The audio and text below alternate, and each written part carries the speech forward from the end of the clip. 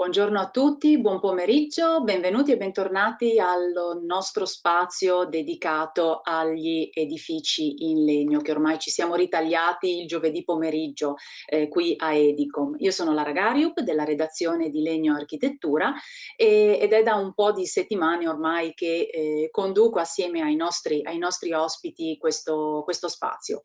Nelle settimane scorse chi ci ha seguito ha visto che abbiamo approfondito assieme a professionisti che conosciamo da tempo alcuni progetti che gli stessi professionisti hanno seguito o nella parte progettuale ma soprattutto nella parte esecutiva e realizzativa. Ci siamo appunto avvicinati alla ristrutturazione utilizzando il legno ma anche alla realizzazione di edifici per esempio pluripiano oppure di edifici scolastici come era qualche settimana fa e come sarà quest'oggi con la scuola materna di Sluderno in provincia di Bolzano, di cui vi parlerà l'ingegner Francesco Tondini che è pronto virtualmente accanto a me e che approfondirà non solo gli aspetti tecnici, tecnologici e quant'altro, ma porrà l'accento di come l'utilizzo del legno nel mondo delle costruzioni sia assolutamente in linea con un concetto anche moderno di architettura e di come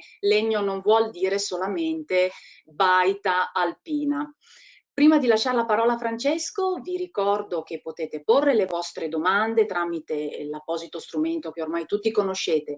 Vi chiedo fin d'ora, diciamo, perdono se non sarà possibile rispondere live alle domande, ad ogni modo l'ingegner Tondini si è reso disponibile a rispondere via mail eventualmente alle curiosità, alle informazioni tecniche che vorrete porgli. La presentazione vi verrà poi fornita con la solita modalità attraverso un link scaricabile presente in una mail che riceverete tra qualche giorno. Bene, io chiudo qui e lascio a te Francesco la parola, prego. Sì, grazie Laia, buonasera, buon pomeriggio a tutti, benvenuti. Come ha detto Laia, sono Francesco Tondini, sono ingegnere in STP da ormai qualche anno e oggi appunto parlerò della realizzazione, o meglio, di ciò che abbiamo fatto per la scuola materna di Sluderno. Il titolo della presentazione appunto dal progetto alla realizzazione, nel senso parleremo appunto di un lavoro pubblico in cui noi come azienda appaltatore abbiamo lavorato partendo da un progetto architettonico ed arrivando ad una scuola appunto realizzata. Non parlerò soltanto di questo, nel senso che la scuola sarà all'interno della mia presentazione un caso studio molto interessante in cui andremo ad esaminare dei dettagli significativi di quella che è oggi l'edilizia in legno. Prima di arrivare a questo ho piacere di raccontarvi un po' di cose che abbiamo fatto in azienda in questi 15 anni di attività in cui ci siamo occupati sempre ed esclusivamente di strutture in CLT. CLT dall'inglese, ma chiamato più spesso in Italia XLAM, ossia un pannello a strati incrociati di cui vi parlerò un po' di più avanti. STP è un'azienda appunto che ha 15 anni di storia, ad oggi crescendo costantemente negli anni siamo più o meno 30 persone in azienda, metà si occupano di questioni tecniche sostanzialmente, quindi pertinenti alla progettazione costruttiva e al coordinamento, e metà si occupano delle lavorazioni che facciamo in cantiere. Vi dico questo anche perché già questi numeri vi danno un po' la sensazione di quello che è nel mondo dell'edilizia in legno il peso che ha la progettazione costruttiva, ossia quella prima fase che viene fatta fianco a fianco col progettista architettonico, che è proprio, tra virgolette, un passaggio di consegne tra appunto chi ha concepito l'idea, le forme, le prestazioni, il concetto architettonico dell'edificio e chi poi andrà in cantiere a mettere le mani su questo edificio e a renderlo un oggetto reale e godibile sostanzialmente. Tornando alla presentazione che vado a fare, c'è un primo momento in cui parlerò un po' di cosa sono oggi le case in legno e quali sono i connotati, quali sono le caratteristiche che le distinguono dall'edilizia in legno un po' più tradizionale, un po' più poetica, quella che abbiamo forse un po' più in mente quando si parla di legno. Andrò a vedere quali sono oggi i prodotti ingegnerizzati a base di legno che vengono utilizzati per questo tipo di costruzione e andremo poi a vedere all'interno del progetto della scuola materna di Sluderno come si è passati appunto dal progetto architettonico che è stato fatto dall'architetto Roland Baldi dello studio Roland Baldi Architects di Bolzano e come si è passati da questo progetto all'esecuzione in cantiere, soffermandomi soprattutto su dei particolari costruttivi che ritengo estremamente interessanti. La partenza, ecco, questa immagine forse spaventa un po' perché potrebbe far pensare che voglio partire un po' da troppo lontano per arrivare al nocciolo della questione. Così non è. Questa è un'immagine di una casa in legno che ha 600 o 700 anni, è svizzera, se non mi sbaglio.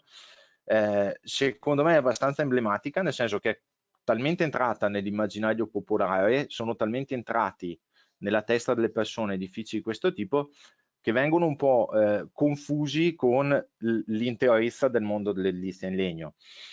Sicuramente non è così e secondo me questo edificio non è neanche rappresentativo di quello che STP fa oggi, per due motivi. Anzi, per un motivo soprattutto. Questo sicuramente non è un edificio moderno in legno, non è moderno per due motivi.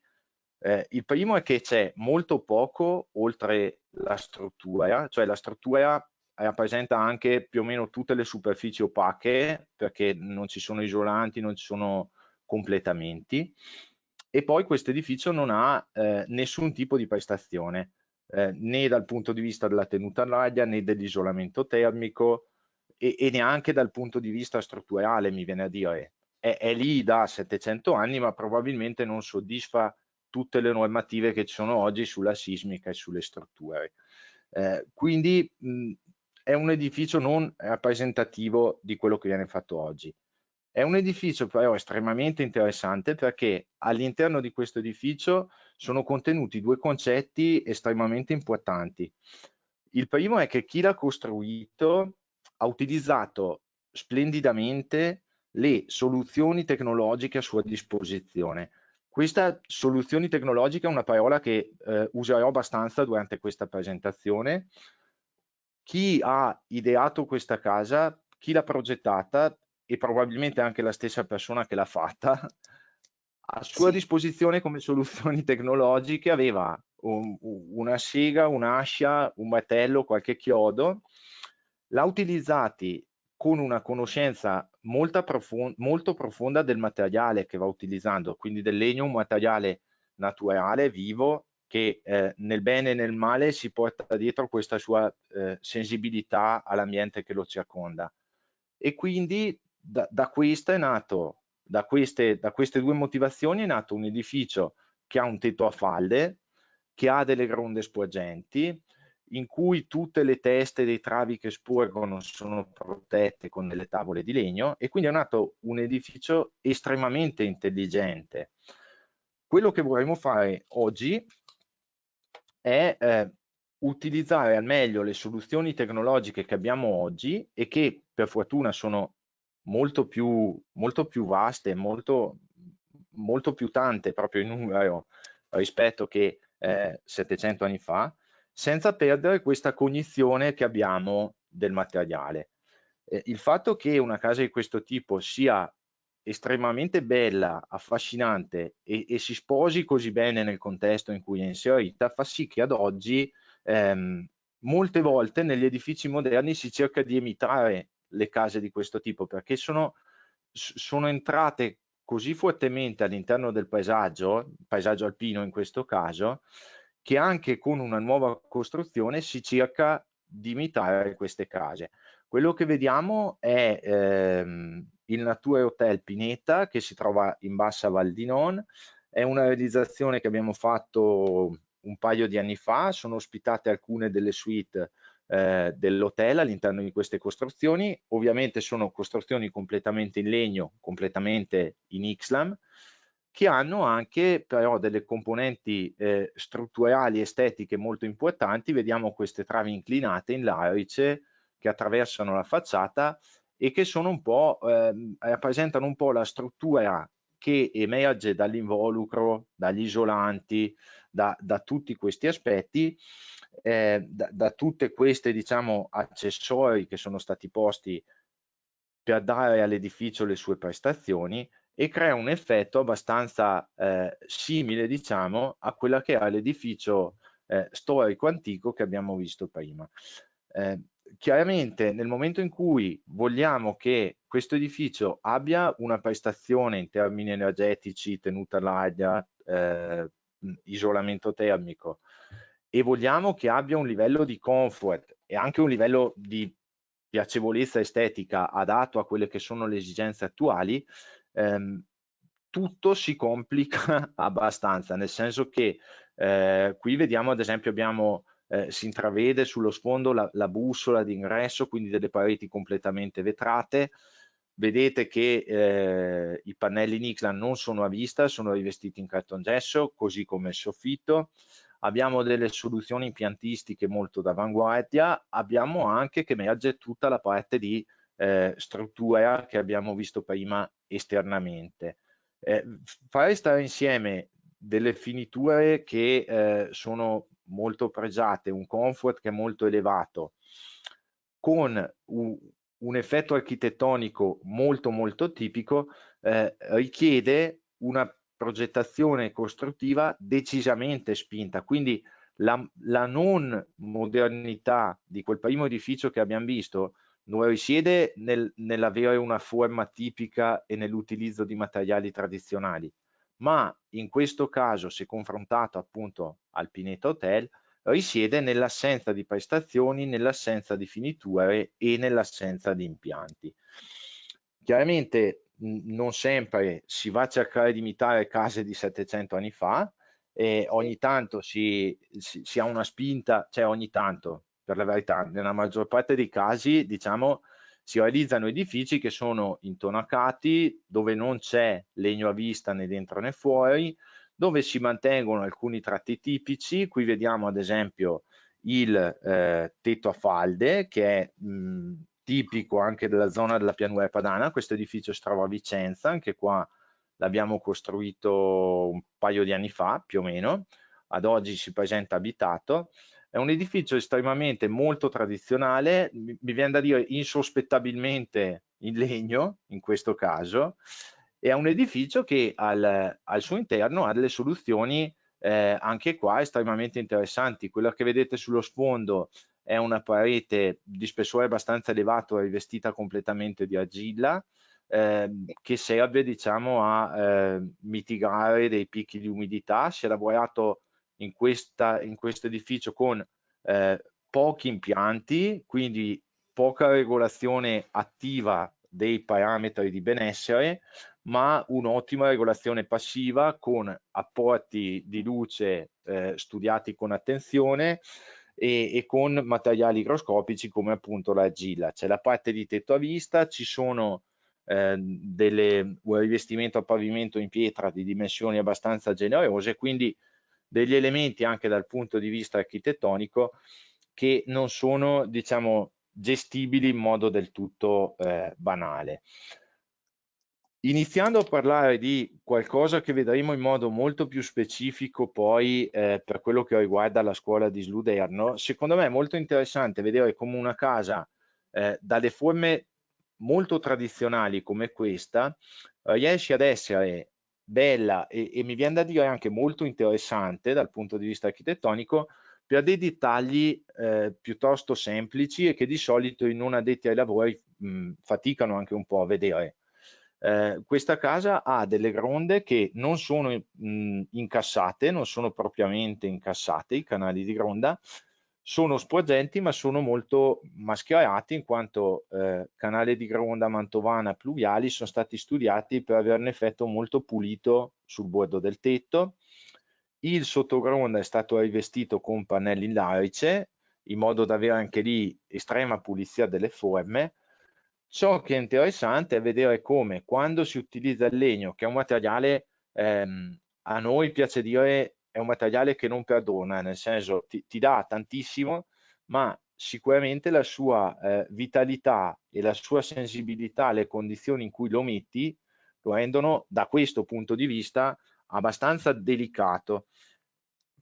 Questa frase è spesso fraintesa, cioè la delicatezza del legno viene intesa come ma devo fare manutenzione, questo e quello e quell'altro. No, è delicato in fase di progettazione costruttiva. Qui vediamo il dettaglio della gronda, di come è stato fatto, vediamo come è stato fatto il dettaglio, per dire, della ventilazione del tetto, quindi come è stata messa la retina parainsetti dietro il canale, come sono stati assottigliati gli stelli portategola, e come il dettaglio è stato studiato in modo molto approfondito su carta per poter essere in gran parte, diciamo, gestito, curato, prodotto in stabilimento e poi installato con successo in cantiere. Ci sono anche soluzioni che magari apparentemente richiamano, qui vediamo un edificio, anzi 2 edifici quasi, sotto le palle di San Martino di Castrozza, fatto l'anno scorso, completamente rivestito in legno, tavole di larice, essiccate e pitturate. In questo caso abbiamo un edificio completamente senza gronde, che richiede tutta una serie di accorgimenti veramente interessanti. In questo edificio introduciamo, rispetto agli altri due che abbiamo visto, dei livelli di difficoltà ancora più alti, perché abbiamo dei poggioli, quindi delle vasche, che sicuramente 700 anni fa non si facevano. Abbiamo l'assenza di gronde, quindi un edificio non protetto, completamente esposto, e dobbiamo andare alla ricerca di soluzioni anche per i canali incassati veramente performanti. Qui vedete il dettaglio di come è stato fatto in questo caso il canale incassato all'altezza dell'isolante. In questo caso la ventilazione è stata spostata tra la connessione manto di copertura canale. Sono stati utilizzati dei lamiarini per gestire, diciamo, eventuali sovrabbondanze d'acqua presenti all'interno del canale. È stata data ispezionabilità a questa soluzione. La presenza di elementi di questo tipo, quando si parla di un edificio in legno, deve essere presa in considerazione fino dalle prime battute della progettazione strutturale dell'edificio. Mi spiego meglio: una situazione come questa, con il canale che insiste sul cappotto, quando si realizzano degli edifici in legno, deve essere tenuta in conto per il fatto che nella sua prestazione sismica ottima, l'edificio in legno consente delle deformazioni che possono essere anche importanti. Ovviamente queste deformazioni vanno benissimo per la dissipazione dell'energia sismica, magari sicuramente rientrano all'interno delle deformazioni ammesse da normativa, ma magari l'elemento canale incassato insistente sul cappotto mi suggerisce un sovradimensionamento degli elementi strutturali per non avere problemi nel corso del tempo. Mi porto via, diciamo, da questa slide, da questa introduzione fatta fin qua, proprio questo concetto. Alcune soluzioni che magari consideriamo puramente estetiche, è meglio, è bene che siano considerate già in sede di progettazione strutturale e costruttiva, per avere un effetto che sia quello aspettato, per accontentarvi come progettisti e come architetti e come committenti. Un po' questa è la chiave del nostro mestiere, insomma, soddisfare le aspettative di chi ha ideato gli oggetti che noi facciamo. Ultimo caso studio introduttivo, chiamiamolo, mi viene da dire, un edificio appunto dove troviamo sia l'intonaco che il legno che convivono col tetto monofalda, in questo caso anche il tetto in particolare realizzato in XLAM, un edificio estremamente interessante anche qua dal punto di vista della progettazione costruttiva. Qui molto probabilmente, anzi qui diciamo l'attenzione è stata, anche per non essere troppo ripetitivo su questi canali di gronda, teti eccetera, che sennò diventa pesante, l'attenzione è stata dedicata molto sui serramenti. I pannelli che vedete di rivestimenti sono pannelli chiusi che sono stati prefabbricati in stabilimento. I serramenti, proprio per permettere il risultato estetico e architettonico, si volevano delle porte finestre tutta altezza. La casa non ha finestre, ha solo porte finestre che sono tutta altezza e chiaramente, come vedete all'ultimo piano, devono avere un sistema oscurante, altrimenti d'estate con un'esposizione come quella che abbiamo in questa situazione diventa difficile da gestire l'apporto termico del sole. Ecco che la progettazione del nodo serramento, qui abbiamo delle tende esterne in PVC spalmato, molto performanti, molto belle, che si integrano perfettamente. Sicuramente tutto il sistema di avvolgimento ha dovuto essere integrato pur rimanendo come priorità dal punto di vista architettonico uno sporto di gronda molto pulito e il più esile possibile. Quindi anche qua una progettazione costruttiva del serramento, vediamo dal dettaglio in basso, che è stata abbastanza complessa. Sì. Ci sono domande? C'è qualche che ti Ho un po', sì, sì, sì, sì, sì, ti ho lasciato parlare perché chiaramente era tutto un discorso che aveva un suo senso, uno di seguito all'altro. Sì. In realtà ho delle domande che vorrei porti. All'inizio tu ti sei presentato, hai detto che vi occupate, soprattutto trattate il CLT, l'Ixlam, ma in realtà Xlam è forse riduttivo, nel senso che dagli esempi che ci hai mostrato voi dovete essere in grado di gestire in generale il legno ingegnerizzato, perché quel secondo, l'hotel che ci hai mostrato dopo la baita svizzera di 600-700 anni, Sì. faceva vedere delle colonne, dei pilastri che non hanno niente a che fare con l'Ixlam. Quindi già lì c'è una certa, come dire, complessità nella gestione della struttura in legno, perché devi mettere assieme l'Ixlam con altro che è legno, però è diverso, o sbaglio? No, no, hai perfettamente ragione. Noi parliamo, cioè ci consideriamo meglio degli specialisti dell'Ixlam e di tutto quello che ci sta attorno, quindi cappotto che si combina con l'Ixlam, dettagli costruttivi e tutto quanto. Dal punto di vista strutturale, l'Ixlam, diciamo, è il materiale che utilizziamo per tutte le superfici opache dell'involucro. Ok, Quindi noi non realizziamo edifici a telaio o con altri o in blockhouse, diciamo, sì, altre ma tecnologie. tutte le superfici opache sono realizzate con una parte strutturale in XLAM. Poi chiaramente le soluzioni estetiche, piuttosto che ci capita spesso magari delle aperture finestrate molto grandi che implicano l'utilizzo di acciaio piuttosto che a livello di pilastri piuttosto che di travi luce del solaio o l'utilizzo di legno larice massiccio lamellare come quello che abbiamo visto in foto, chiaramente lo utilizziamo e abbiamo maturato nel corso degli anni le competenze interne per gestire anche queste tipologie di materiali. Ecco. Quando dico edifici Nixam intendo che hanno una struttura portante principalmente formata dal pannello in legno massiccio a strati incrociati. Certo, quello prefabbricato che poi a seconda del progetto viene tagliato in un certo modo, per così dire. E Esattamente, sì. una seconda cosa che a me è balzata agli occhi, ma più che altro perché l'hai sottolineata giustamente, è l'importanza del dettaglio costruttivo. e della sua progettazione, perché negli esempi che ci hai mostrato sono esempi di architetture molto moderne e per le quali è necessario prestare la massima attenzione, perché se io voglio ottenere quel determinato effetto estetico, architettonico, perché un conto è disegnarlo, un conto è capirlo, studiarlo e poi realizzarlo. E siccome erano diversi, le case, gli edifici che hai mostrato erano diversi, volevo capire, sviluppate ad ogni progetto tutti i dettagli partendo da zero? Avete dei dettagli standard che poi si evolvono?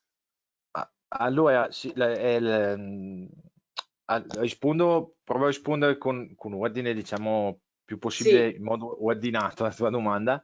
Allora, diciamo che la progettazione costruttiva e i dettagli costruttivi rivestono un'importanza fondamentale per avere tutti i vantaggi che ci aspettiamo dall'edilizia in legno.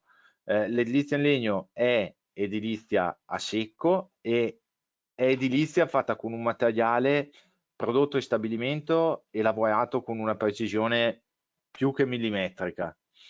Se Sì. vogliamo che questo sia un vantaggio, sia una possibilità per aumentare le prestazioni della casa, per essere più veloci, anche la progettazione costruttiva deve spingersi fino al millimetro a livello di precisione.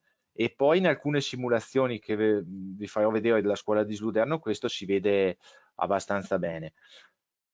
Se per quel che riguarda le stratigrafie riusciamo ad avere delle proposte abbastanza standardizzate, la premessa è che STP è un'azienda che ha un'impostazione che vuole soddisfare al 100% il committente, cioè noi non obblighiamo il committente a scelte di un tipo per logiche di mercato piuttosto che di acquisto, lasciamo piena libertà di decisione, quindi sui materiali del cappotto ci sono situazioni in cui abbiamo facciate ventilate di questo tipo, quindi i vigili del fuoco ci suggeriscono di usare materiali ignifughi, magari un po' meno bio, ma parlo di lana minerale, lana di roccia, insomma, oppure abbiamo situazioni in cui la sensibilità della committenza ce lo permette, usiamo prodotti più bio come la fibra di legno, il sughero, perciò c'è massima libertà.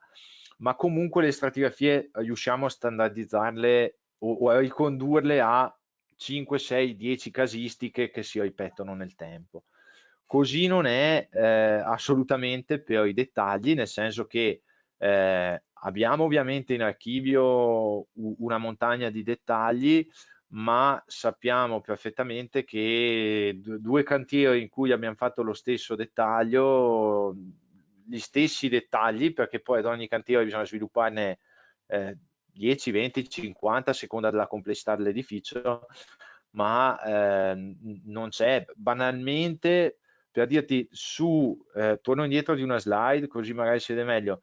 Su questo edificio non ti dico che per ogni infisso, ma per ogni porta scorrevole che sia al piano terra, quindi che mi dà, diciamo che mi fa uscire su un pavimento realizzato ad umido con massetto, piastra, eccetera. Abbiamo studiato un dettaglio per il recupero dell'acqua di condensa dalla parte fissa della porta finestra. Qua, così come la scuola di Sluderno, lo vedremo dopo, ci sono delle vetrate fisse senza telaio e quindi bisogna studiare dei sistemi di recupero della condensa. In un edificio come questo ci sono 5 di questi sistemi, uno per dove ho diciamo il pacchetto esterno ad umido, uno dove sono sul legno, noi lavoriamo con pacchetti a secco, ove possibile, uno per l'apertura destra, uno per l'apertura sinistra, quindi la risposta è abbiamo delle famiglie di dettagli a cui ricondurci, ma il dettaglio va studiato di volta in volta.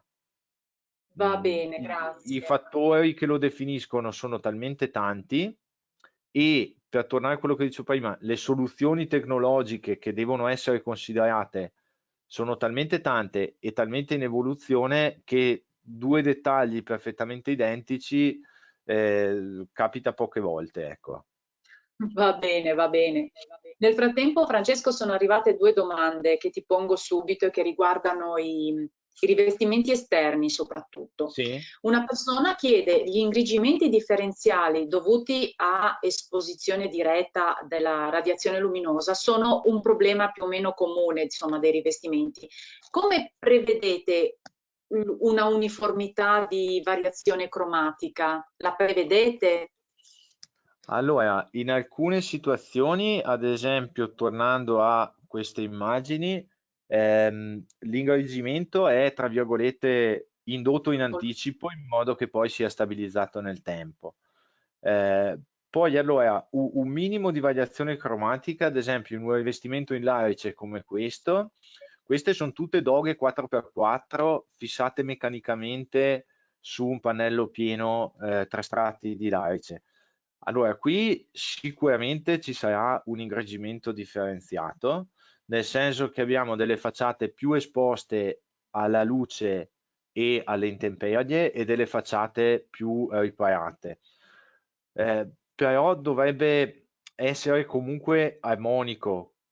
Diciamo, se come differenziazione cromatica si intendono delle zone in cui c'è muffa piuttosto che difetti, diciamo, di questo tipo, si evitano lavorando sui dettagli come questo. Chiaramente qui non so se si vede bene, ma nell'immagine in alto a destra c'è una rete parainsetti inserita dietro i listelli di ventilazione che è fatta apposta perché generalmente le differenziazioni cromatiche più antiestetiche derivano dalla mancanza di circolazione dell'aria dietro i pannelli di rivestimento. Questo fa sì che il pannello bagnato non si asciughi come previsto, fa sì che ci possa essere aria ferma dietro il pannello e si annidino degli insetti e questo genera delle variazioni molto antiestetiche, ma che su, non so, questa facciata che vediamo qua si vada da qua a 5 anni da una gradazione di grigio più o meno intenso al rosso in modo sfumato ed armonizzato, questo generalmente chi sceglie una soluzione di questo tipo lo chiede e è quello che vuole. Poi in questo caso sono stati applicati dei trattamenti per cui per 15 anni non dovrebbero esserci fenomeni di ingrigimento. Ok, quindi il problema della durabilità, perché questa è l'altra domanda che veniva posta, chiaramente vedendo i rivestimenti in legno, viene risolto a seconda dei casi, a seconda anche... Sì, anche qua le variabili a livello di gusto sono moltissime. Diciamo che sono cose, secondo me da questa domanda emerge veramente bene quello che è il livello di interazione che dobbiamo avere noi come azienda con il progettista. Nel Mhm. senso che nel momento in cui ci viene comunicata l'aspettativa, voglio che questo rivestimento diventi grigio o che sia già grigio quando lo installate o non voglio che diventi grigio, a seconda di queste esigenze l'azienda deve essere in grado di proporre un ventaglio di soluzioni tecnologiche che vengono verificate dall'architetto e scelte di comune accordo. Se questo succede, tutto funziona benissimo.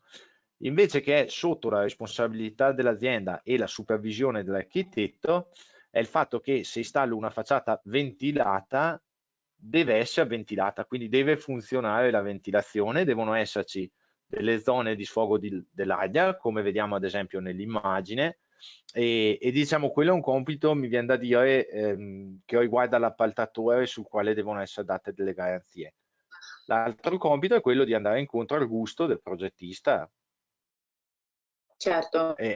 Negli ultimi 2 o 3 anni, scusami se ti ho interrotta, ma mi viene da dire che l'invecchiamento, le rughe, mi viene da dire, del legno sono abbastanza accettate come Ok, un qualcosa di affascinante e ci sono comunque più di un progettista che usa il legno prevedendo questo fenomeno ed utilizzandolo per rendere più interessante la costruzione.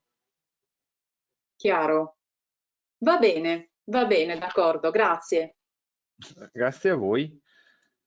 Ecco, procedo un attimo. Eravamo abbiamo visto, diciamo, tutte queste immagini in cui ho dato risalto a tutto quello che non è struttura. Siamo partiti 700 anni fa, la casa era struttura e finestre e basta, sostanzialmente, e tegole, aveva questi tre elementi.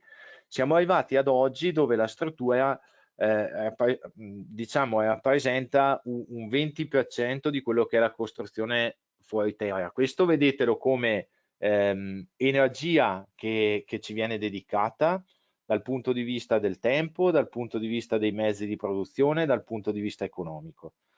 Poi ci sono tutti quelli che sono i completamenti interni che abbiamo visto, quindi rivestimenti, finiture interne, tutte queste, diciamo, questi complementi alla costruzione ci sono dentro, ci sono fuori. C'è poi tutto il mondo degli infissi e tutto il mondo degli impianti.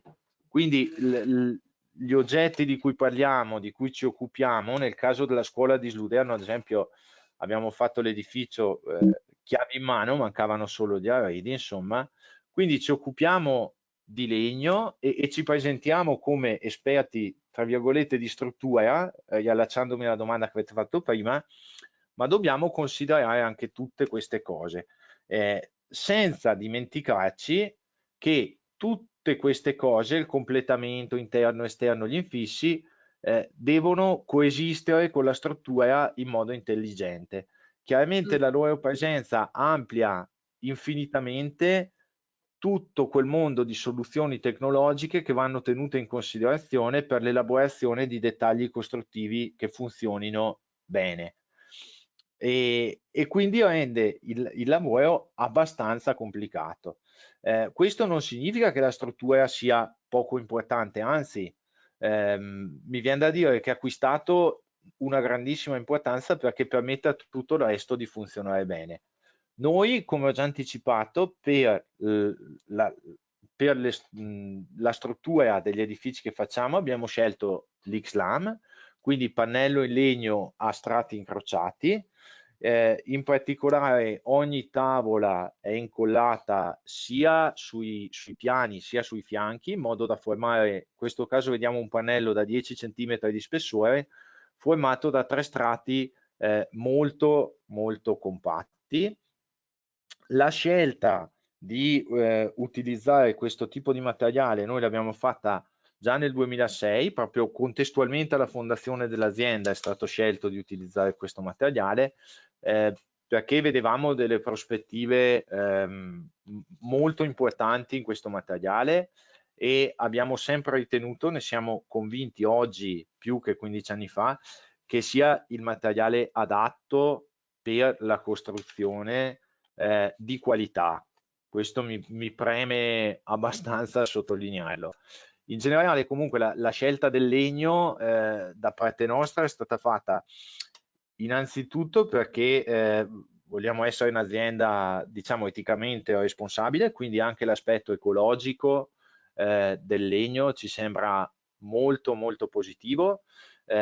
Lo vediamo spessissimo perché nei lavori pubblici, noi facciamo 2 o 3 lavori pubblici ogni anno, o per quello che riguarda le strutture ricettive, quindi tutti quegli edifici che devono avere un certo appeal anche, no, su chi li utilizza, il legno è sempre più scelto, proprio per sentirsi in qualche modo parte di questa scelta ecologica, di questa scelta responsabile. Il secondo motivo, che anche questo nel 2006 non era così evidente, mentre oggi è decisamente rivalutato anche in seguito a quello che è successo negli ultimi mesi, è che il legno e, permettetemi, la costruzione a secco in generale è molto più salubre rispetto alla costruzione ad umido o altri materiali. Chiaramente non significa che legno uguale salubrità e qualcos'altro è il diavolo, capiamoci insomma, però significa che l'utilizzo del legno e il fatto di completare la costruzione a secco assicura delle prestazioni in termini di salubrità molto molto importanti. E poi anche per non fare troppo gli idealisti, insomma, perché abbiamo scelto l'Ixlam, abbiamo scelto il CLT anche perché con questo materiale come partenza risulta molto più semplice raggiungere le prestazioni sia dal punto di vista energetico che dal punto di vista strutturale, sismico, di tenuta all'aria, eccetera, rispetto che con altri materiali. Cioè vediamo ultimamente, insomma, su costruzioni in zona sismica l'utilizzo del legno è molto molto intelligente, mi viene da dire, perché abbiamo un materiale che resiste sia a trazione che compressione, abbiamo un materiale che quindi ha una portata nella direzione parallela alle fibre in tutti e due gli assi in cui ci si sposta, non ci impone di fare lame in calcestruzzo che poi fanno da ponte termico che va corretto con altri materiali, e quindi in generale abbiamo una costruzione molto pulita e molto più semplice, mi viene da dire, dal punto di vista delle stratigrafie.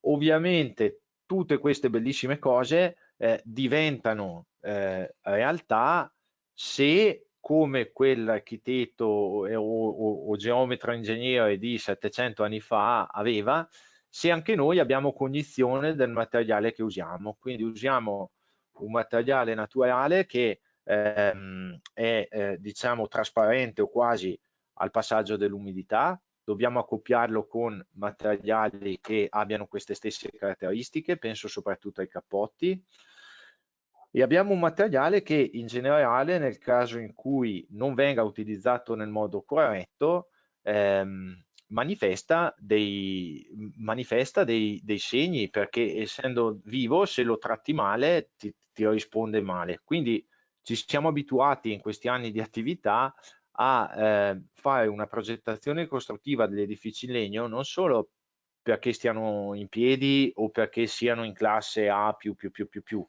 ma perché ci rimangano sia in piedi che in classe A+++ il più a lungo possibile. Costruzioni quindi, progettazione meglio per una costruzione ispezionabile, progettazione per una costruzione durevole. Ecco, qua mi hai un po' anticipato forse con la domanda di prima, o mi sono auto-anticipato dando una risposta lunghissima magari, ma comunque poco importante. Per quello che riguarda le stratigrafie, Ah, come? sì, sì, sì, va bene, sì, sì, Vado. sì. Per quello che riguarda le stratigrafie che dobbiamo utilizzare, sono abbastanza standardizzabili e sono riconducibili a livello di geometria quantomeno a quelle che vediamo qua. Accelero un pochino perché vedo che il tempo è abbastanza stretto, È no? piano, come sempre. Ecco, comunque a livello geometrico quantomeno le stratigrafie più o meno sono queste. Controparete, stratigrafie delle pareti perimetrali, quindi quelle che definiscono l'involucro e separano il dentro dal fuori dell'edificio. Controparete con intercapedine tecnica, struttura portante in Ixlam, cappotto termico con intonaco.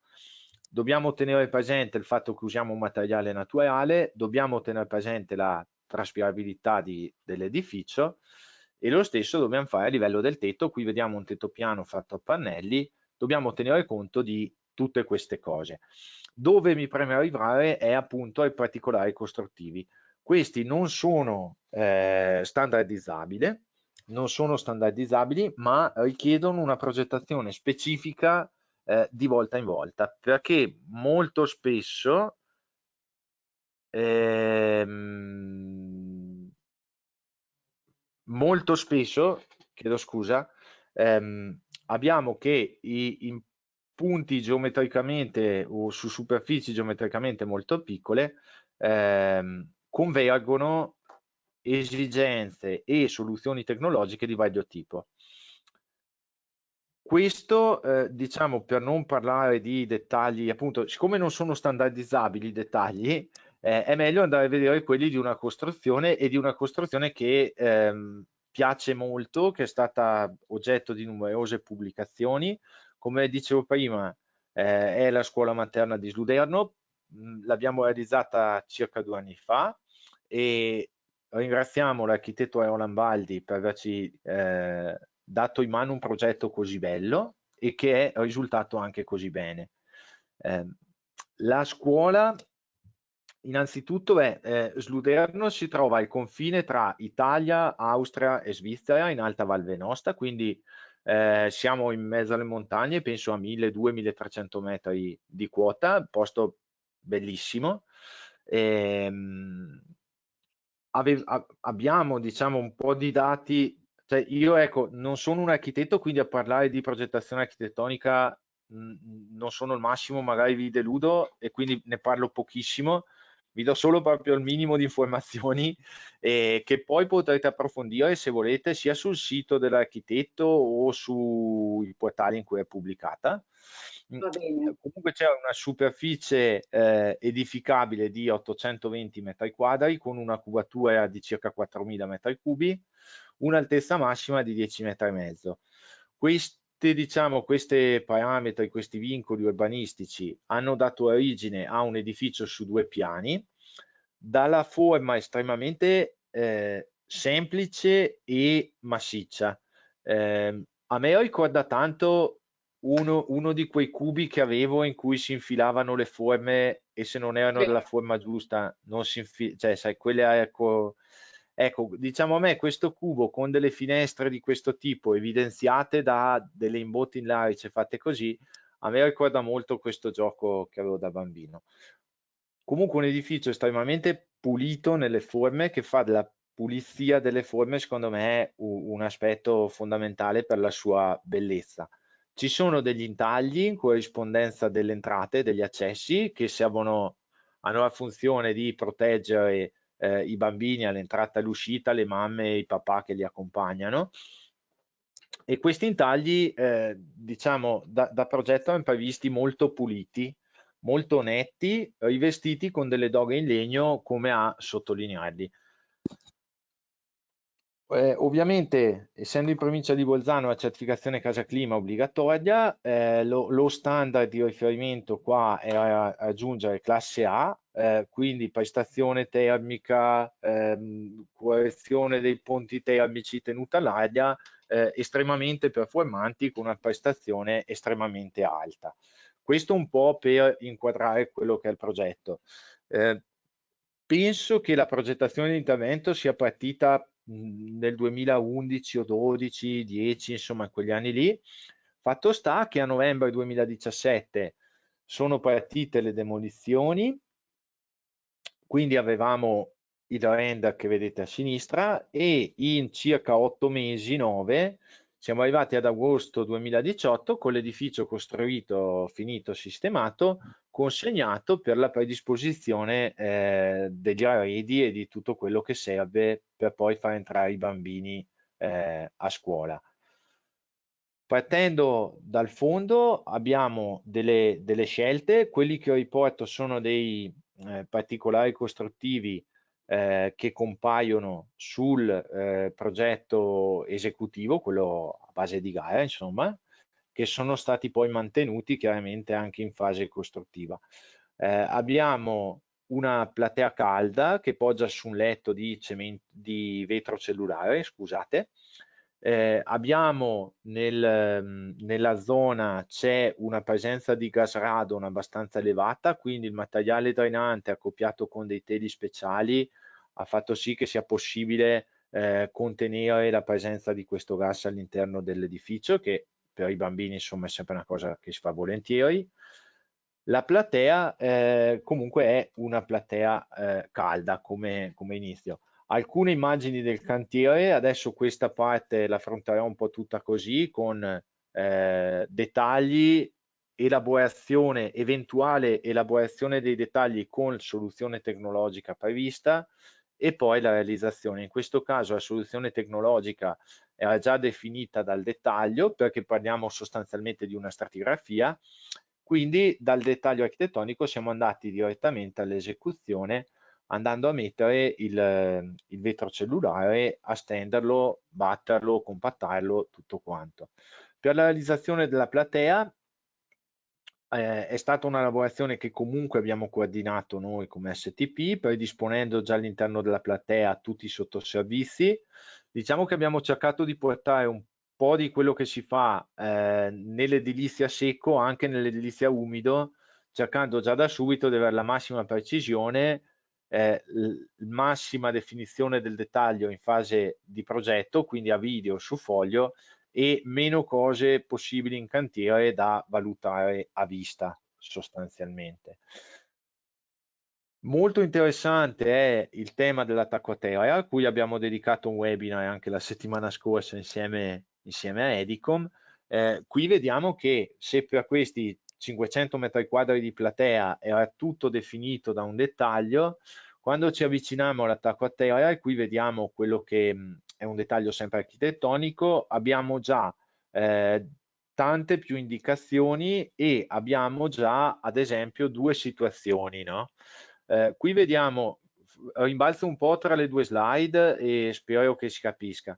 Qui vediamo la situazione in cui c'è complementarietà fra pavimento interno e pavimento esterno. La soluzione è un cordolo di cui ho parlato tantissimo la settimana scorsa, di spessore contenuto alto che tiene il legno fuori dal piano finito. Chiaramente questo cordolo non deve dar fastidio lato caldo al passaggio degli impianti parete-pavimento, non deve creare un ponte termico eccessivo lato freddo andando a ridurre troppo lo spessore di isolante. Nel caso di dislivello tra pavimento interno e pavimento esterno, questa differenza di quota potrebbe anche essere utilizzata per abbassare un po' la quota del legno. In questo caso è stato deciso comunque di tenere il legno abbastanza in alto. Su questo dettaglio vediamo anche un po' meglio gli accorgimenti che sono stati adottati, come il bordo antigelo, quindi diciamo il fatto che ci sia la platea calda è abbastanza importante. La consigliamo sempre la platea calda sostanzialmente perché il cordolo alto e snello, diciamo, contiene una quantità d'acciaio abbastanza importante e il rischio di ponte termico c'è. Però con una progettazione architettonica attenta, precisa e cosciente del comportamento del materiale, si riescono a superare anche questi limiti e ad ottenere dei risultati molto molto buoni. A livello di esecuzione è stata, qui vedete come sono state messe in piedi le prime pareti del piano terra. Vedete, ho cerchiato in rosso il cordolo alto che tiene il legno fuori dal piano finito e vedete già che questa soluzione a livello architettonico richiede una precisione estrema anche nella realizzazione del cordolo, perché poi in quell'apertura dove ho messo il cerchio ci sarà il falso telaio, ci sarà un attraversamento dentro fuori e quel falso telaio dovrà assicurarmi la tenuta all'aria dell'edificio con un utilizzo di schiume, nastri espandenti e materiali di questo tipo che sia il più ridotto possibile, perché posso anche affidarmi, diciamo, ad oggi ci sono materiali di ottima qualità ai quali posso affidarmi in modo relativamente tranquillo, ma che non hanno una storicità di 50-100 anni, per cui posso dire il Black Weather Test lo supero oggi, lo supero anche fra 20 anni. Benissimo, cioè, anzi, bisogna ogni tanto fidarsi anche dei materiali, ma quando c'è una soluzione geometricamente valida, e questo vale sia per tenere il pannello in legno in alto, sia per gestire bene fessure, spifferi e la giunzione tra elementi, è sicuramente preferibile. Passiamo poi, qui siamo già alle pareti del secondo piano, vedete alcuni dettagli in cui anche qua utilizziamo dei pilastri in acciaio e delle travi in legno lamellare, quindi la costruzione è in Ixlam perché la maggior parte della costruzione è in Ixlam, ma c'è anche dell'altro, no? Ecco, come dicevamo prima, per passare dall'appoggio dei primi pannelli a la chiusura di questa struttura col suo tetto, con tutte le sue cose, è necessaria una progettazione costruttiva dettagliata che tenga conto veramente di un sacco di cose. Qui vediamo ad esempio Il tetto è un tetto a due falde inclinato, tetto caldo, quindi senza ventilazione, anche perché probabilmente il caldo estivo a Sluderno non è così impegnativo come piuttosto il freddo invernale dal punto di vista termico. Vediamo che la stratigrafia è ben definita in sede progettuale, è un tetto giardino con un marciapiede di ghiaia tutto intorno. Vedete che anche per la linea vita si utilizzano, adesso ci sono appunto soluzioni tecnologiche interessanti, ci sono delle linee vita zavoiate con dei teli da mettere sotto il tetto giardino e cosa molto interessante anche qua, abbiamo una stratigrafia che definisce più o meno tutto il tetto, quel marciapiede di ghiaia estremamente semplice è stato invece oggetto di uno studio del dettaglio costruttivo estremamente dettagliato. Noi tante volte si ragiona a superficie, a metri quadri, no? Ma quello che mi piace sempre ricordare, ma penso che gli addetti ai lavori sono tutti d'accordo, è che ehm, ogni superficie ha un contorno e spesso quello che succede su quel contorno è la cosa più interessante sia dal punto di vista tecnico che dal punto di vista realizzativo. Così è, ad esempio, per il tetto. Qui vediamo E un dettaglio Francesco, scusa, architettonico. Sì? Francesco, scusa, prima che tu entri nel dettaglio del tetto, posso farti un paio di domande che sono arrivate nel frattempo, onde evitare di andare troppo avanti, perché si Va riferiscono bene? alle slide precedenti. Sì? Nell'immagine precedente o in una di quelle precedenti, una persona chiede che luce ha il pannello Xlam del solaio e che percentuale di foratura può raggiungere un pannello Xlam. E che percentuale di? Foratura. Foratura Ah, intende i fori delle finestre, sì, presumo, sì, in questo penso senso. anch'io di aver capito così, sì. Allora, qui se non mi sbaglio, però dovrei andarmi a vedere in dettaglio il progetto, abbiamo un pannello 5 strati che dovrebbe essere da 200 mm di spessore, forse 180.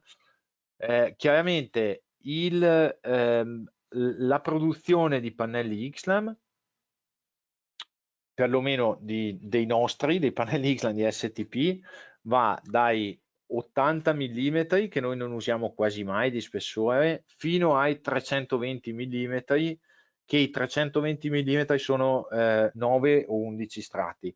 In mezzo 20 mm alla volta si cresce con lo spessore. Abbiamo realizzato con uno spessore 2,40 mi sembra delle luci di 9 metri quasi in copertura, però siccome non sono uno strutturalista, se dico stupidaggini correggetemi, ecco. Va Diciamo bene. che a livello anche comunale quello che si usa di più sono per i solai dei pannelli che vanno dal 160, 180, 200, con i quali si coprono luci che sono 5, 6, 7 metri più o meno. Poi eventualmente per luci più impegnative ci sono anche delle soluzioni ehm, miste, chiamiamole, in cui può esserci l'inserimento di putrelle e il pannello in Ixlan che entra tra le ali della putrella in modo tale da ridurre un pochino gli spessori, che è sempre un aspetto interessante.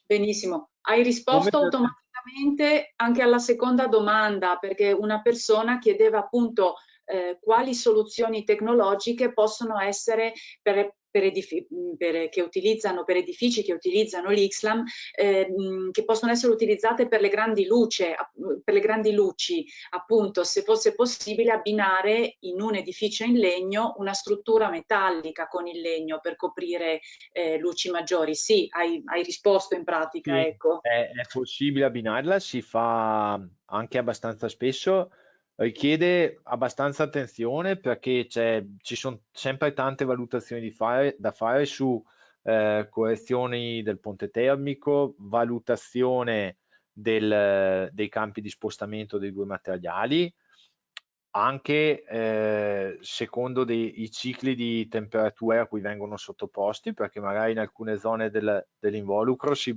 hanno temperature anche estreme, insomma, nel corso dell'anno, quindi è importante fare tutte queste verifiche. È importante che tutte queste cose che sono molto intimamente legate tra di loro, la putrella con i solai, siano gestite e appaltate ad una stessa azienda, di non fare un eccessivo spezzatino, se no poi diventa un La pochino difficile. comunicazione rischia di avere esiti non proprio ottimali. Insomma, sì, è bene, ci sono delle famiglie di lavorazioni che è bene affidare ad un unico interlocutore perché sennò si complicano molto le cose.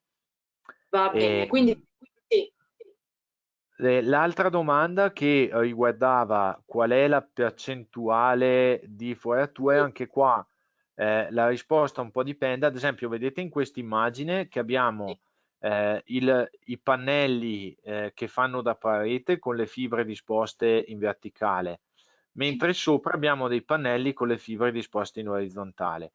Questi pannelli che fanno da sopraluce sostanzialmente hanno quindi gli strati rivolti nell'altra direzione e sono quelle che noi chiamiamo di solito delle travi parete. Lì quindi c'è un'interruzione del pannello e viene inserito un architrave fatto sempre in Xlan. Questo perché la percentuale di foratura, come si diceva prima, è troppo elevata. In questa situazione qua, la finestra che vediamo in fondo è invece compatibile, diciamo, per i carichi del solaio che ci gravano, posso avere un architrave fatto direttamente.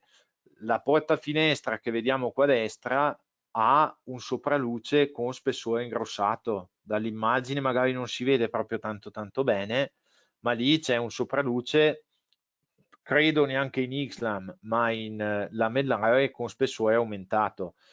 Ad ognuna di queste domande si possono dare tante risposte, ma vanno fatte delle valutazioni specifiche.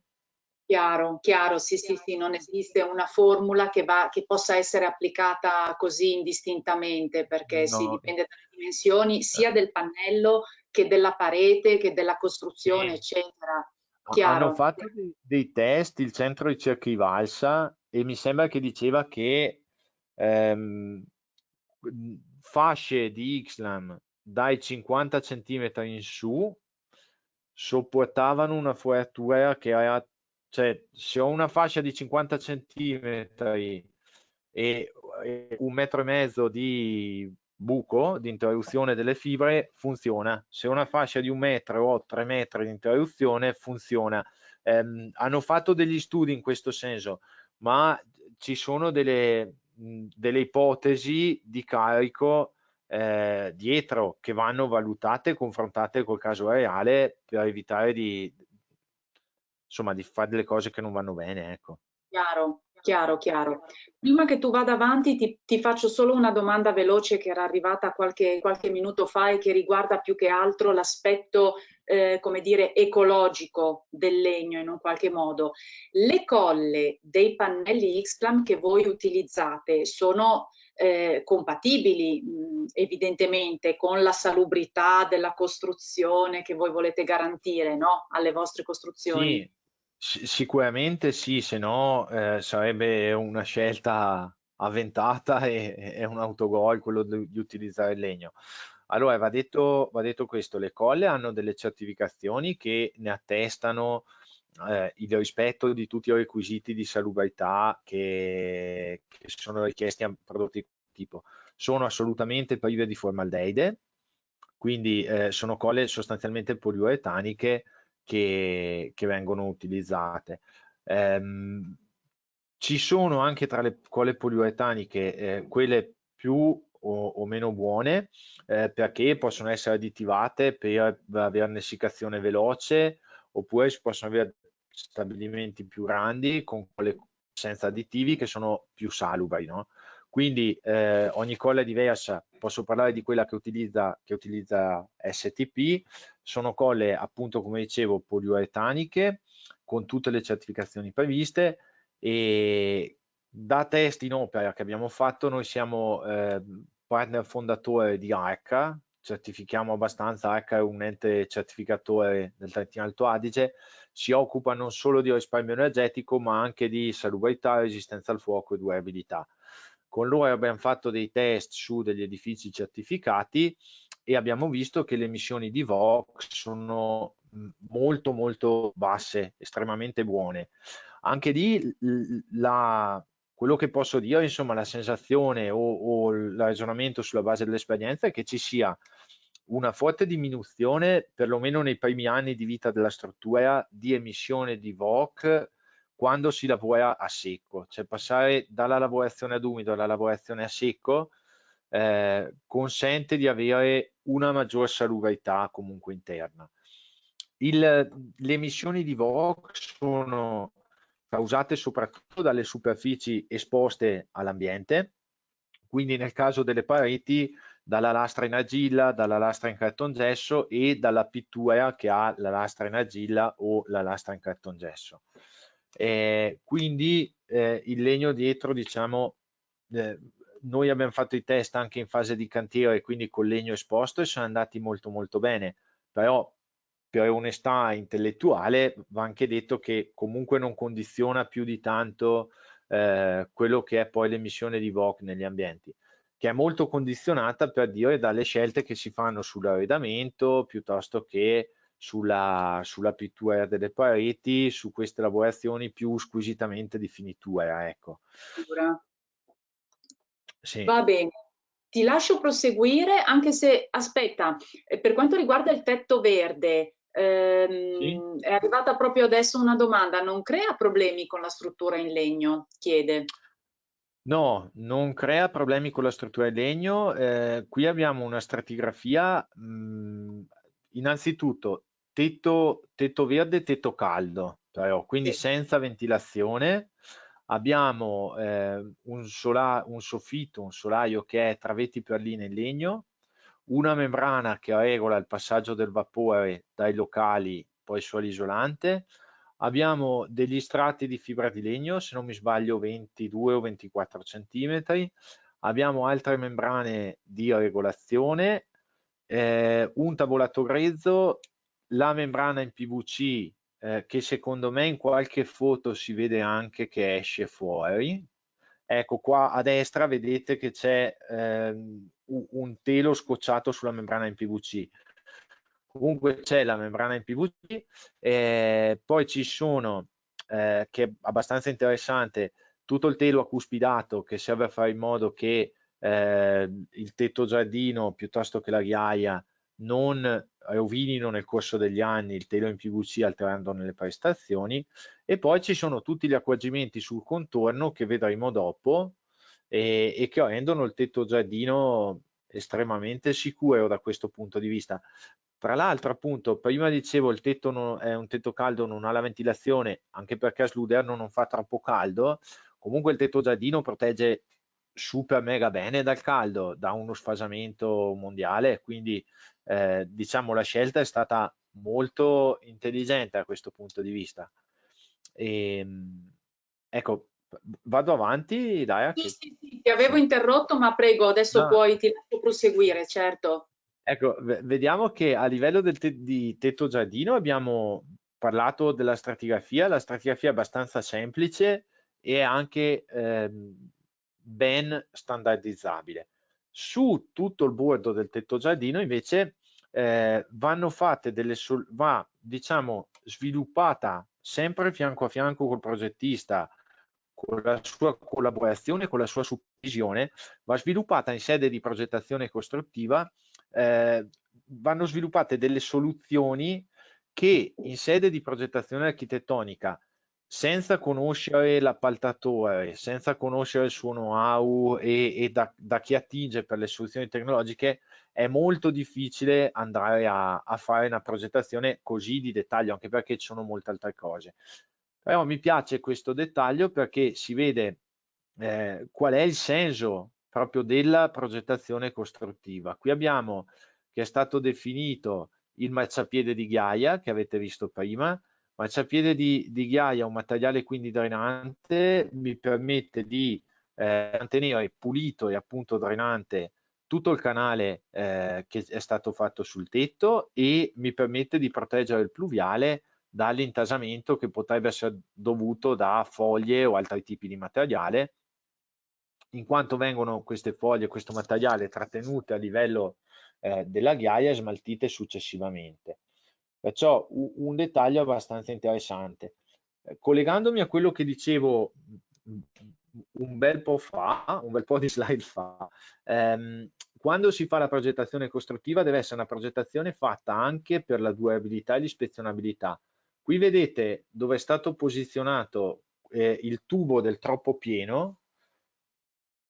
Io sto indicando sul video senza rendermi conto che nessuno vede, ma la manina del mouse la vedete? Sì, sì, sì, si Eh, vede. Questo è il tubo del troppo pieno che scarica direttamente un pochino fuori dalla facciata.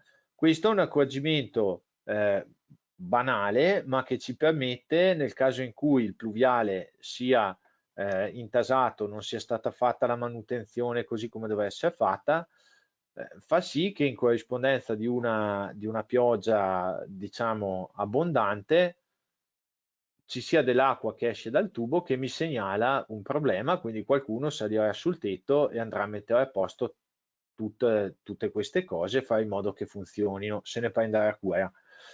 Accorgimento banale, ma che in quella che è la vita utile di una struttura di questo tipo, anche di una casa 50, 70, 100 anni, mi viene da dire che è molto probabile che una o due volte segni qualcosa a quel tubo e ci aiuti a non dover fare interventi dispendiosi. Perciò da un lato canale con la ghiaia che mi abbatte molto la manutenzione, dall'altro troppo pieno che nel caso in cui comunque questa manutenzione l'ho abbattuta talmente tanto che mi sono dimenticato di farla, mi si evidenzia in qualche modo e posso intervenire. Questo è l'eseguito dove si vede la ghiaia, la separazione della ghiaia da quello che è il terreno vegetale e la lavorazione per lo scarico delle acque. E Francesco, scusa, qualcuno nota giustamente che il pluviale rimane interno al pacchetto del muro. Rimane in Questo non può creare problemi. Allora, questo problemi di che, cioè ponte termico, assottigliamento del materiale isolante o problemi di eventuali perdite, cose di questo tipo? Non è specificato, ma io interpreterei come problemi di perdite di acqua. Allora, questo Poi però giustamente c'è anche la questione del ponte termico, certo, sì, no, che si allora, può... sicuramente Condensa, condensa mi scrivono, sì. Quindi, ok, allora sì. sicuramente c'è un assottigliamento del materiale isolante in corrispondenza di questo pluviale, che dalle simulazioni che sono state fatte risulta che non è problematico da questo punto di vista. Ok. Andando indietro di alcune slide, arrivando qua, si vede però anche come, se vedete dove i due pannelli dovrebbero unirsi, Sì? nell'angolo, qui non si uniscono, proprio perché intelligentemente l'architetto e poi noi abbiamo mantenuto per la progettazione costruttiva, sono stati individuati dei punti in cui ricavare dei cavelli tecnici, come anche quelli per i pluviali, in modo Ok. tale che in questi punti si può andare a mettere un isolante più performante e a gestire, diciamo, il ponte termico in modo furbo, cioè lo vedo, so che c'è, lo faccio arrivare in una posizione in cui riesco a mitigarlo e a mitigarne gli effetti. Poi per quello che riguarda invece le perdite e l'aspetto di durabilità, allora va detto, quello che si diceva un po' prima, no? La soluzione geometricamente efficiente, quindi tetto con le gronde, canale esposto, è quella più cautelativa. È anche vero comunque che secondo me, come dico sempre ai progettisti con i quali lavoriamo, compito dell'architetto ogni tanto è anche quello di alzarci l'asticella, cioè di dire, ascolta, siamo nel 2020, comunque la ricerca sui materiali, fa navicelle spaziali, fibra di carbonio, fanno delle robe anche belline, quindi usiamole, queste soluzioni tecnologiche che ci sono, usiamole. Poi c'è anche chi può essere più tranquillo dicendo faccio una casa abbastanza simile a quella lì del 1200, ci sono tante soluzioni tecnologiche, non mi fido di quasi nessuna e sono cautelativo. Però c'è anche chi osa un po' e secondo me il nostro compito è dare a chi osa un po' di più tutto il supporto necessario. In situazioni di questo tipo chiaramente non si fa un canale in lamiera d'acciaio preverniciata e un pluviale in lamiera d'acciaio preverniciata. Il pluviale infatti nel dettaglio risulta essere verde perché è un'opera da idraulico, tubo Geberit, quello classico per gli scarichi, con poi tutti gli elementi preaccoppiati tra PVC e lamiera, quindi una soluzione estremamente affidabile, è assimilabile allo scarico di un bagno, insomma, come affidabilità. Senza contare che ho anche, proprio per questo accorgimento qua di metterlo in questa posizione, posso avere anche l'ispezionabilità, cioè posso mettere lato caldo meglio che lato freddo, la possibilità di ispezionare lo stato del canale, di vedere se ho umidità all'esterno del canale, del pluviale, scusate. Sì, sì. Ti faccio proseguire, Francesco, visto Sì, che stiamo abbastanza sì, avanti. sì. Procedo spedito con un dettaglio di uno di questi intagli di cui parlavo prima. Vedete che il risultato architettonico, estetico dell'edificio dipende anche molto dalla pulizia di queste linee, perché andare a sporcarle sarebbe stato un peccato. Quindi si è partiti da una situazione in cui qui vediamo sezioni, prospetti, piante, una situazione quindi 2D di quella che è, di quello che è l'intaglio di come deve essere fatto e ci siamo abbastanza velocemente resi conto che realizzare un dettaglio di questo tipo con questa precisione non sarebbe stato semplice e non sarebbe stato possibile improvvisarlo, diciamo. Quindi di questo ne abbiamo parlato evidentemente col progettista, ci siamo confrontati cercando di individuare delle soluzioni. In tutto questo ci ha aiutato molto la simulazione virtuale, quindi non solo il modello virtuale del risultato finito, ma una simulazione virtuale di tutte le fasi di lavorazione che dovevamo affrontare. Addirittura, lo vedete subito nella prima slide, in questa simulazione sono stati messi anche i profili per l'acustica che disaccoppiano il solaio dalle pareti, perché il loro spessore è di pochi millimetri, ma incide sul risultato finale. Quello che si è fatto, la soluzione che è stata individuata per ottenere il più bello risultato possibile sugli intagli è stato quello di praticare una fasata di 20 mm sul cappotto e andare ad inserire, lo vedete in basso, un pannello in fibrocemento. Qua spero che si veda abbastanza bene perché sono un pochino sgranate. Qua vedete abbiamo un pannello in fibrocemento che sostanzialmente mi permette di avere uno spigolo vivo tra il legno e la facciata intonacata, cosa che si vede abbastanza bene insomma da questi render sarebbe stata impossibile lavorando solo con la fibra di legno del cappotto fin sulla parete, anche perché come vedete dall'immagine in alto a destra è molto importante nel caso della facciata ventilata come quella che abbiamo visto, assicurare la giusta ventilazione proprio per evitare che nell'intaglio si formino muffe o cambiamenti cromatici, come dicevano prima nella domanda, che sono assolutamente antiestetici. Questo è il risultato a livello di renderizzazione che è stato ottenuto. Poi abbiamo fatto anche un campione in vera grandezza che è stato presentato in sede di gara e anche qua ci siamo preoccupati di realizzare tutto il dettaglio di come poteva essere garantita la tenuta al vento con intonaco lato del fibrocemento e telo traspirante nero e opaco con nastro di sigillatura su quello che è la facciata ventilata, facendo in modo appunto che tutto funzioni correttamente. Qui vedete a sinistra delle fasi di cantiere, come è stato intagliato il cappotto, come è stato inserito il fibrocemento e qua vedete qual è stato il risultato che abbiamo ottenuto in opera e del quale siamo estremamente soddisfatti. E Francesco, scusa, come avete collegato, chiede una persona, come avete agganciato il pannello di fibrocemento alla struttura sottostante? Allora, abbiamo utilizzato delle viti che sono sostanzialmente le viti da cappotto con anche la colla. Ok, va bene. Ecco, qui il tema dei serramenti in realtà l'ho messo lì solo per dire, abbiamo visto un dettaglio di quello che è il tetto verde, il tetto giardino. Abbiamo visto un dettaglio di quelle che sono le facciate ventilate. I dettagli che sono stati affrontati in questa, ma in tantissime altre costruzioni, sono veramente tanti.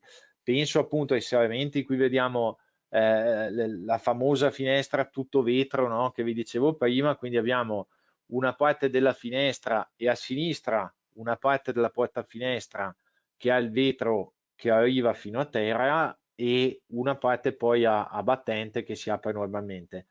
Chiaramente questi elementi architettonici che troviamo sempre più spesso nelle case che facciamo, perché giustamente le aziende che producono i serramenti ti mettono a disposizione una soluzione, sta a noi poi trovare il modo di utilizzarla in modo efficace. Però appunto anche i serramenti fatti in questo modo implicano una progettazione costruttiva estremamente dettagliata, perché devo già sapere come saranno fatti i pacchetti all'estradosso della platea, quanto alleggerito, quanto massetto, che tipo di guaina acustica possibilmente, se serve un isolante, che spessore avrà il pavimento esterno. Ci sono veramente molti ragionamenti che devono essere affrontati e comunque c'è una progettazione costruttiva che deve essere molto raffinata.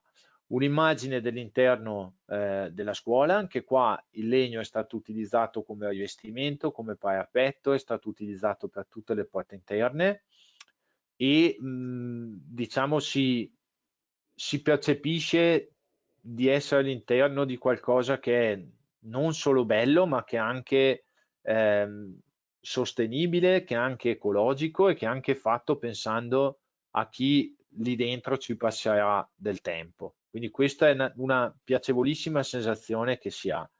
In generale, e qua chiudo un po', tiro un attimo le somme, il tema della mia presentazione, prendendo spunto da una realizzazione che abbiamo, abbiamo un po' nel cuore, diciamo, perché ci siamo appassionati molto facendo questa scuola materna, però ho preso spunto, diciamo, da questo progetto per raccontarvi quello che facciamo da quando ci viene presentato un architettonico a quando consegniamo un lavoro. Sono tutte cose che assolutamente non facciamo in piena autonomia, ma facciamo fianco a fianco col progettista, perché il suo coinvolgimento, la sua supervisione sono fondamentali per ottenere dei risultati belli. È un'attività che richiede tantissime competenze specifiche, per questo siamo in così tanti che si occupano della parte tecnica in azienda. È un'attività che richiede molto coordinamento, perché appunto in punti piccolissimi convergono delle lavorazioni che fanno riferimento a fornitori diversi, alla ditta che si occupa di impermeabilizzazione, quella che fa le lattonerie, alla ditta che si occupa di fare il tetto giardino, all'appaltatore principale che si occupa di struttura in legno. Quindi ci vuole veramente un'attività di coordinamento molto molto forte che deve nascere già in sede progettuale, quindi da lì la progettazione integrata che è alla base del successo degli edifici in legno. Senza quella possiamo stare qua a fare 500 webinar dicendo che col legno ci mettiamo poco, col legno va tutto bene, col legno ecologico, col legno qua, col legno là, ma se non c'è una progettazione integrata di ottimo livello, questi vantaggi si bruciano immediatamente. Va bene, ti Questo è il ringrazio. senso della mia presentazione. E con questo, diciamo, io concludo e mi metto a disposizione nel caso in cui ci siano domande. Va Qua bene, vedete la mia mail, se chi vuole prenderla, prendersi nota è a disposizione. grazie. Guarda, ne approfitto anche se siamo effettivamente un ritardo rispetto ai tempi che ci eravamo prefissati, ma un paio di domande sono arrivate nel frattempo sempre in merito alla scuola. Allora, una persona vorrebbe sapere il costo dell'edificio, anche il costo unitario, metro quadro, finale, se possibile. Allora, io direi che questa informazione riesco a darvela via mail, se Oh, invito a scrivermi perché, va bene. ma diciamo, nella preparazione del mio intervento di oggi non avevo assolutamente previsto che mi venga fatta questa domanda. Questa domanda Non sono così, andato, e non sono andato a rileggermi questa informazione. Chiedo va bene. scusa se non so rispondere, ma comunque essendo un appalto pubblico e avendo tutto nel nostro archivio, mi fa piacere se mi scrive questa persona così posso rispondergli nel modo giusto, ecco. Va bene, allora mi accodo anch'io all'invito, insomma, a questa persona se vuole scriverti così, anche perché magari è interessata per questioni proprio personali, nel senso magari si No, trova a dover, immagino. No, appunto, a io dover gestire un progetto simile, vorrebbe capire sì. appunto l'incidenza economica.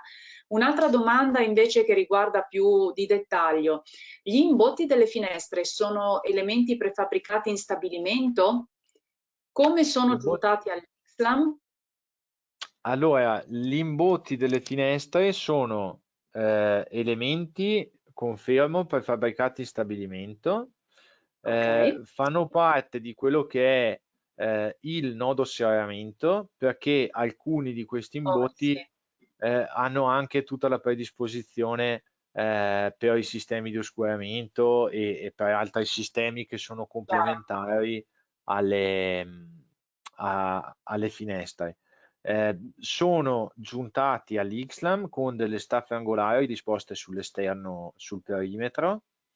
Poi il particolare proprio specifico del nodo serramento è abbastanza elaborato perché ci sono tutti i sistemi che permettono di fare andare il vetro in battuta e c'è tutta la sigillatura dell'imbotte col falso telaio e c'è tutta la tenuta al vento tra il cappotto e l'imbotte. Quindi ci sono diciamo dei pettini che ci davano la direzione per il cappotto, che poi sono stati rasati sul cappotto stesso, incollati all'imbotte e è un nodo anche lì abbastanza delicato. Eventualmente posso anche in questo caso mandare un esempio di come è stato fatto il nodo tramite mail, perché raccontarlo a voce, anche se ce l'ho abbastanza chiaro nella testa, ma raccontarlo a voce senza il supporto di un disegno è Sì, si richiede un po' oltre le troppo mie capacità, l'immaginazione. sì. È oltre Sì. le mie capacità, mettiamola così. Va bene, va bene.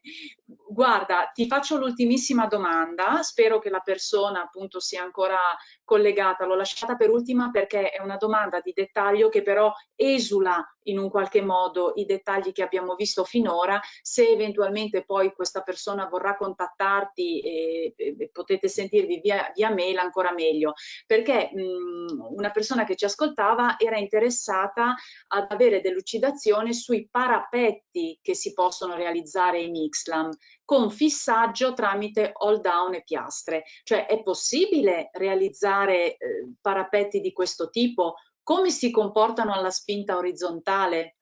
Che dici, Francesco? Sei in Allora, grado di sì, sì, sì, rispondere sì. così? No, è possibile, è possibile, bisogna stare entro certi limiti, nel senso se parliamo di un parapetto che, visto in pianta, ha uno sviluppo ad U, quindi ha due spalle, diciamo, che lo tengono, non so se mi spiego benissimo, perché non vedo. Beh, io vedo solo te in realtà là in faccia, ma non Infatti, so se. anch'io sto, in effetti, no, no, prego, vai avanti, dai, vediamo se... Diciamo, i Sì, parapetti in la Islam persona... sono. Sì, sì, sì, sì, ti stai spiegando, abbiamo conferma dalla persona Ok, che aveva posto la domanda.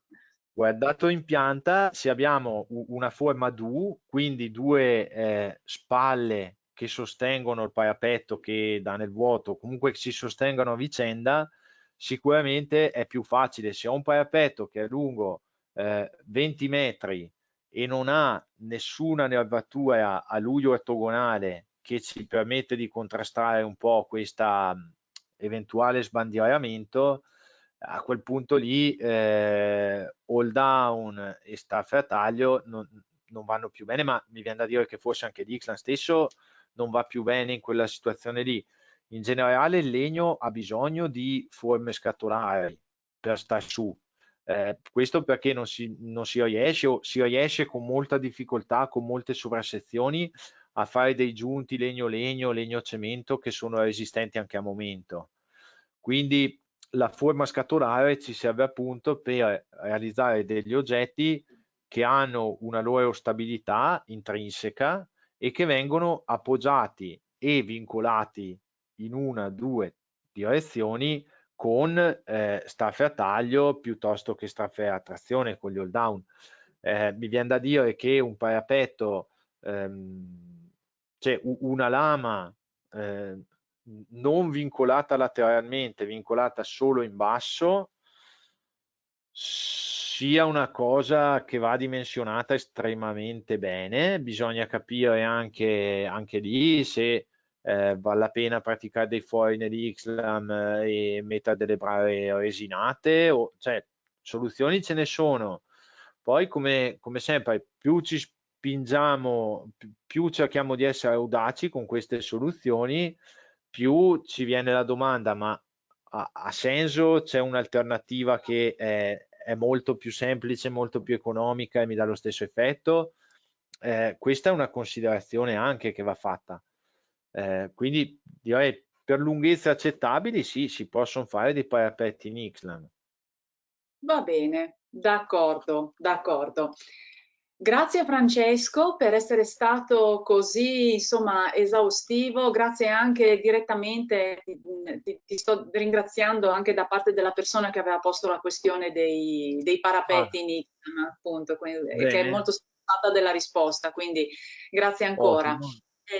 Per essere stato, ci siamo dilungati in effetti, siamo andati un po' oltre il tempo che avevamo a disposizione, ma è sempre molto difficile poi riuscire a gestire in un breve tempo tutto quello che poi si sviluppa anche quando si parla soprattutto di dettagli che hanno a che fare con il legno, anche perché poi ogni progetto è diverso dall'altro e ogni dettaglio è diverso dall'altro. Quindi grazie, grazie Francesco, grazie a chi è Grazie a stato con voi. noi fino ad ora.